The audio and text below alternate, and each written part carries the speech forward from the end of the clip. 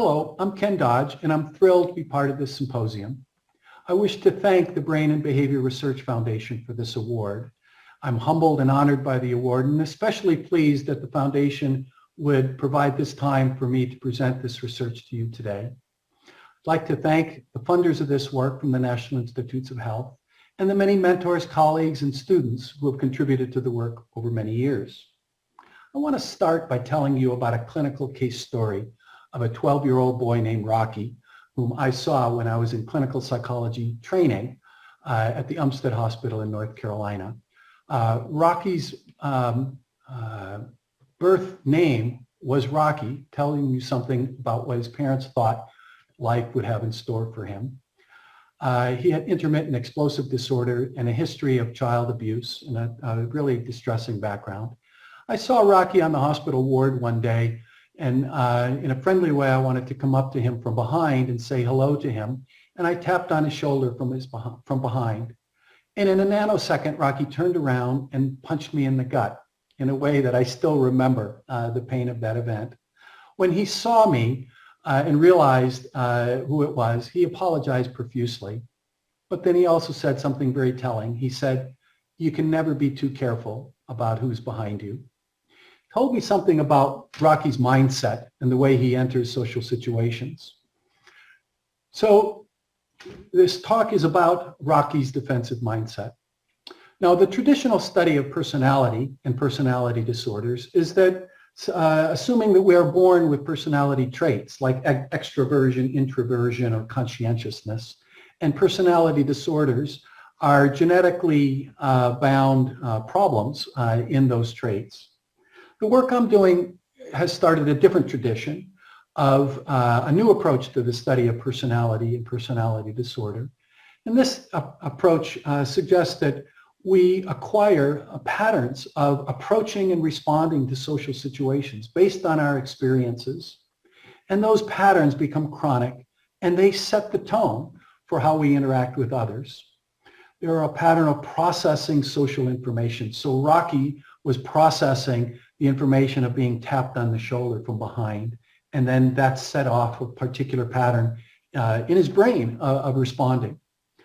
The suggestion is that we all develop chronic patterns of processing social information. And the one I want to talk with you about is a defensive mindset.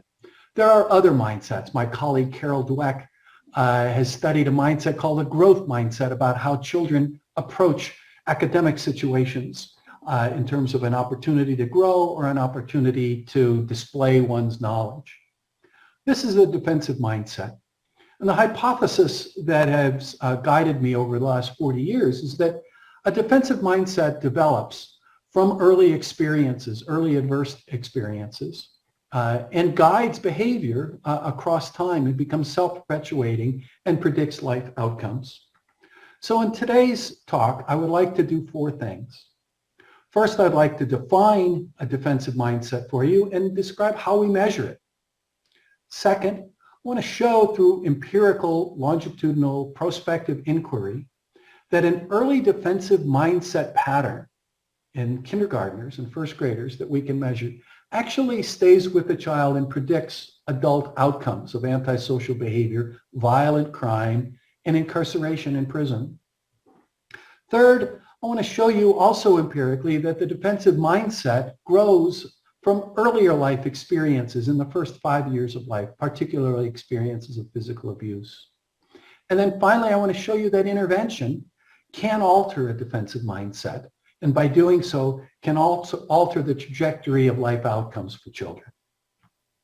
So let me start with the components of a defensive mindset. Imagine Rocky on that hospital ward being touched from behind, or Rocky interacting with peers. In any kind of situation, the first step of processing information is to attend to the social cues. And so the defensive mindset first step is hypervigilance to threat cues, to be always on the lookout for a threat and to be hyper attentive to those threat cues, and unfortunately to the neglect of other kinds of socially relevant cues. The second component of a defensive mindset is to interpret those cues. And a defensive mindset is to interpret them in a presumed hostile intent direction. So Rocky interpreted or attributed my tapping on his shoulders as a hostile threat. The third component of a defensive mindset is that then this interpretation of hostile intent ignites in the brain and calls to memory, from memory, calls to mind possible responses. And for Rocky, those are reactive aggressive responses. And finally, the last component is to evaluate the consequences of aggressing in a positive way, that Rocky felt justified to react aggressively and thought that would bring him the best outcomes. How do we measure these components of a defensive mindset? We've gone into the laboratory over a number of years and presented children with hypothetical scenarios, vignettes, and we actually asked them to imagine being a child in a vignette. We evolved so that we presented them on video and said, imagine being that child and watch what happens. And sure enough, somebody would come up from behind that child and tap him on the shoulder or bump into him. And we would say, watch what happens, and then answer a series of questions. Like, what were you paying attention to? Why do you think the other boy acted that way? What could you do if that happened to you? And what would happen if you aggressed, or if you cried, or if you ran away? What would be the consequences? So in these pictures here on the left, we have a little boy watching a video. We have on the right an older boy in which that boy is also hooked up to psychophysiological equipment, because in a number of our studies, we would measure heart rate and other kinds of psychophysiological responses. In any case, we developed these composite measures of defensive processing that have strong psychometric characteristics and important outcomes. So in the first study that I report to you here on the screen is that we compared a group of chronically aggressive elementary school children selected from schools, and in a replication study, we selected children from psychological clinics. And we compared them to matched non-aggressive children, and we measured these different components of a defensive mindset. So here graphed in the red bars are the aggressive group, and in the blue bars are the non-aggressive group. And this is a standardized score in standard deviation terms. And so you can see that in each of these four components of defensive processing, the aggressive group in red has standardized defensive processing, defensive mindset scores that are about a half a standard deviation higher than the non-aggressive children. That's a strong and very robust difference.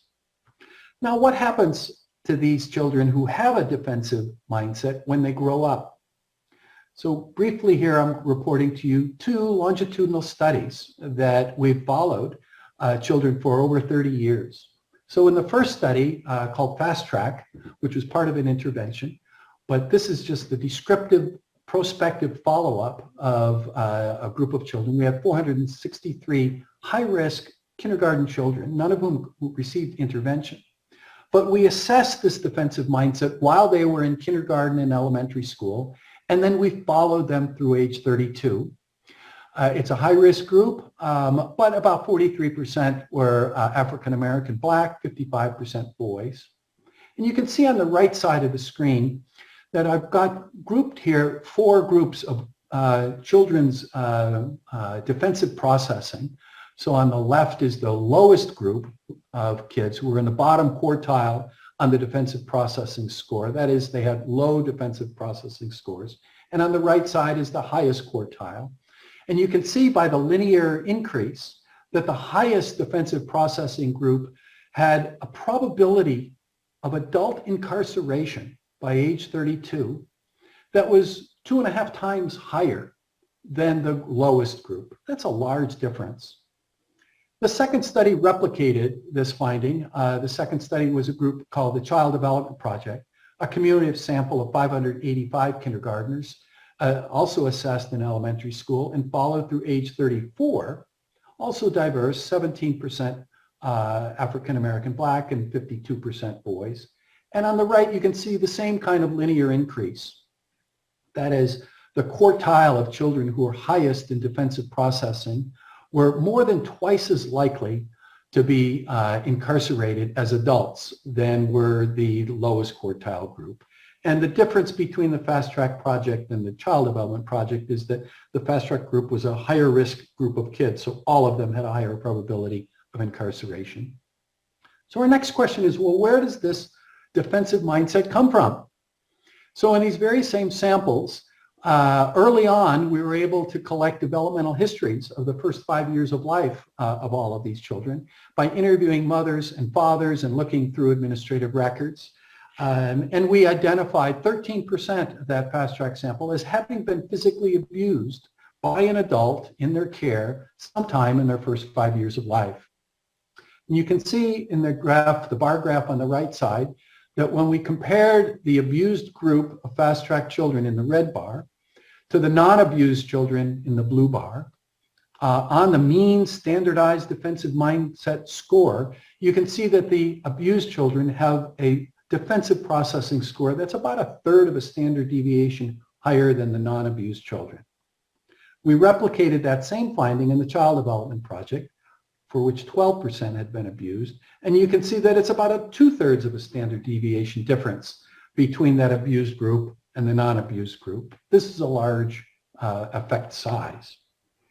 So now the question is, well, does a defensive mindset operate as a psychological mechanism that accounts for how early experiences of abuse lead children to grow up to become serious, violent criminal offenders? And the model here is suggesting that the early adverse experience of physical abuse on the left leads a child to develop a defensive mindset, and that defensive mindset consists of these 4 different components, which then accounts for adult maladaptive outcomes. And our empirical findings support this hypothesis. So overall, the early experience of child abuse predicted that one would become incarcerated as an adult, both in the Fast Track project with an effect of 0.16 and in the Child Development Project. Furthermore, in both projects, the experience of early abuse predicted that a child would develop a defensive mindset, and the defensive mindset in turn would predict that that child would grow up to become incarcerated. And furthermore, the defensive mindset statistically accounts for some of the effect of early abuse on the adult outcomes. So we now have a good theory, a good model with empirical support, and now what do we do about it in intervention? So I was fortunate to be a part of a team called the Conduct Problems Prevention Research Group that developed an intervention to try to reduce defensive mindset in children, and as well as to do other things to improve social competence and positive peer relationships and lower aggression. How did we do that in intervention? A number of ways. So on the top left here, I'm depicting the metaphor that we used with children, which was of a stoplight. So we tried to interact in therapy to teach the children that when they were having a problem, when somebody accosted them or they felt anxious or uneasy, that what they should do is instead of impulsively respond, they should stop, like go to a red light. Literally, we painted red circles on playgrounds and said, go to that red circle, stop, calm down, slow down, count to 10, take a deep breath, do whatever you can to slow the process down. We taught that to kids. And then we said, when that happens, then go to the yellow light and think. Think about how you might interpret that situation differently, how you might see things differently and problem solve.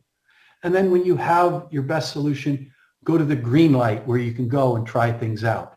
This may seem hokey, but it worked very well with first grade and second grade children over a period of time. We did that individually with children, as well as in small groups, as well as in classroom groups with the PATHS classroom-wide social emotional curriculum that Mark Greenberg and others developed. So the intervention lasted 10 years and was pretty intensive over a long period of time with these high-risk children.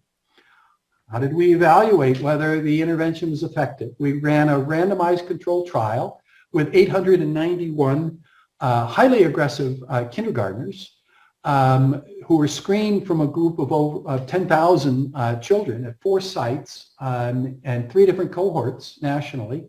About 2/3 of them were male, about 45% were African American. Most of the children were coming from low socioeconomic status, neighborhoods, and backgrounds. We randomly assigned them by school cluster to be in the fast track intervention group or a control group. We engaged in this 10-year intervention of teaching these children different ways of processing social information and slowing them down to change their defensive mindset over a 10-year period. And then we followed them up into adulthood with 85% retention rate and found them again when they were adults at age 25, and it's still ongoing. What did we find? Well, first of all, thank goodness, after all this effort, random assignment to the intervention fast track lowered adolescent and adult antisocial behavior rates. We lowered incarceration rates by about 20%. We lowered antisocial personality disorders diagnoses by about 25% as well. And so there was some modest positive success. Furthermore, we think we understood some of the mechanisms of that intervention success depicted on the screen here. That is, random assignment to the intervention had a positive effect on reducing the defensive mindset in childhood, particularly lowering children's tendencies to make hostile attributions about others, which in turn predicted adolescent behavior outcomes and accounted for about a quarter of the positive effect of the intervention. So this is a positive experience, but I came away from all of this saying, my gosh, this intervention is very expensive. It's a long period of time. It's slow going. It's necessary. I'm not sure it's scalable because of how challenging it is and over such a long period of time. And wouldn't it be much better if we could just prevent children from developing a defensive mindset in the first place? And so the last part of my talk today is to address the question, can we intervene even earlier? And so my work over the last 20 years has shifted to the early prevention of child abuse in the first 5 years of life through a program that we call Family Connects. So the essence of Family Connects is based on our understanding of how it is that parents come to abuse physically their children. Lo and behold, the same process that I was describing to you in children, we have found in mothers. That is, some mothers hold a defensive mindset about their baby. In this study, an important study with Steve Resnick, we followed a community sample of 500 pregnant women during pregnancy and followed them over time through baby age 24 months. And we developed a measure of mothers' defensive processing of their baby while the baby's still in her womb, with questions like, if your baby peed on you, do you think that would be because your baby was being mean to you or being friendly? If your baby wouldn't console and stop crying, why do you think that might be? We had this measure of defensive processing, and sure enough, I've got depicted here these different groups of children based on hostile attributional bias and defensive processing. And for each group, I've graphed the percent of that group that had their baby on the Child Protective Services list of being investigated for physical maltreatment. And you can see that the highest group of women who during pregnancy had a defensive processing about their baby have 5 times the probability that their baby will be abused compared to that group of mothers who were lowest on a defensive processing. So now we wanted to develop an intervention to interrupt defensive processing and to promote positive interaction and positive relationship between mother and baby. And that's the Family Connects intervention. It's universal. It's not for targeted groups. It's for everybody. And here in Durham, North Carolina, there are about 4,000 babies born a year. We offer it to every one of those 4,000 that we can find in a perinatal brief nurse home visiting program that's very short term. It only costs about $600 per family. And what this nurse does, trained, comes into the home at about 3 weeks of age and connects with the family to identify the mother's needs, to reduce her anxiety, to improve her attachment and her interaction with her baby by connecting her to community resources that can support her in parenting. And then in turn so that she can connect with her baby and not have a defensive mindset and instead have a positive interaction.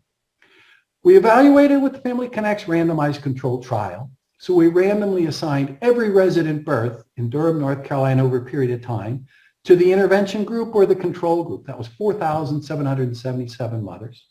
Then we implemented this very short-term intervention, And the outcome measure was whether their baby had been abused, investigated for abuse by Child Protective Services across the first 5 years of life.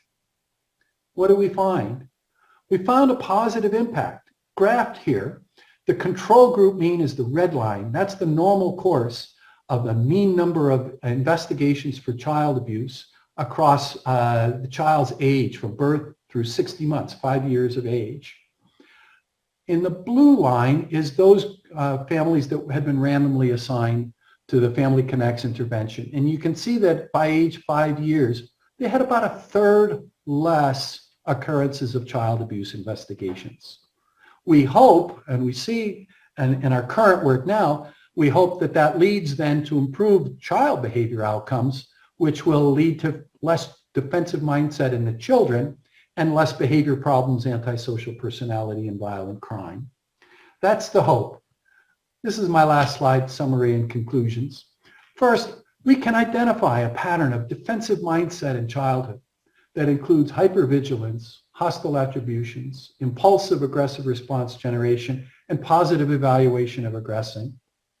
Second, this defensive mindset develops from early adverse experiences, not only of early physical maltreatment, but also early peer social rejection and some other adverse experience. And it becomes self-perpetuating in children so that it predicts maladaptive life outcomes across the life course.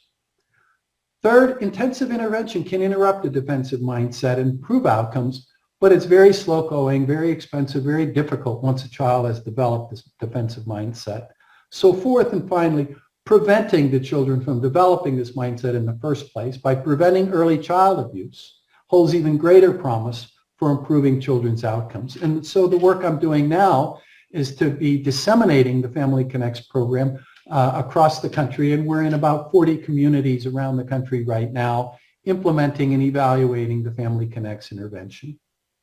Thank you very much again to the Brain and Behavior Research Foundation for this opportunity to talk with you today. Thank you.